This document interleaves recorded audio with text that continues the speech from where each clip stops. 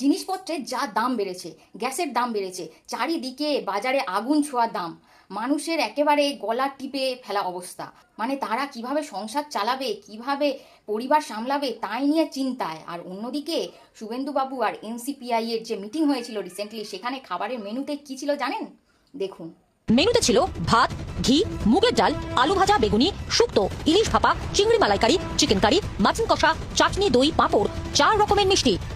দেখেছেন? মাছ, মাংস, মিষ্টি, দারুণ দারুণ সব খাবার। কত কি খাচ্ছে? এগুলোর টাকা কে দিয়েছে? শতাব্দী?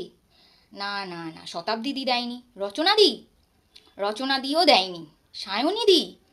সায়নীদিও দেয়নি। শুভেন্দুবাবু উনি তো দেনই নি। কে দিয়েছে জানেন? এই যে আমি, আপনি, আমাদের মতো সাধারণ মানুষ যেই ট্যাক্সের টাকা দিয়েছি, সেই টাকায় ওনারা ভুরি ভোজ করছে। আগামী দিনে আরও অনেক মিটিং হবে, সেখানে আরও ভুরিভোজ হবে। আপনাদের ট্যাক্সের টাকায় আরও ভালো মন্দ খাবার খাবেন ওনারা। এবার অন্ধভক্তরা লজিক ছাড়াই কথা বলবে। হ্যাঁ হ্যাঁ, আপনারা অন্ধভক্ত সেটা আমরা খুব ভালো করে জানি, বুঝেছেন? ওনারা যে এত ভুরিভোজ করলেন, আপনাদের কিছু দিয়েছে? নাকি আপনারাও ভিডিও দেখেই ঢোক চিপে পেট ভর্তি করে নিয়েছেন? গন্ধটাও তো পাননি, তাও তো অন্ধভক্ত হওয়া ছাড়লেন না। স্যালুট আপনাদের। এরকম অন্ধভক্ত ঘরে ঘরে হলে ওনাদের ভালো মন্দ আর কমতি হবে না।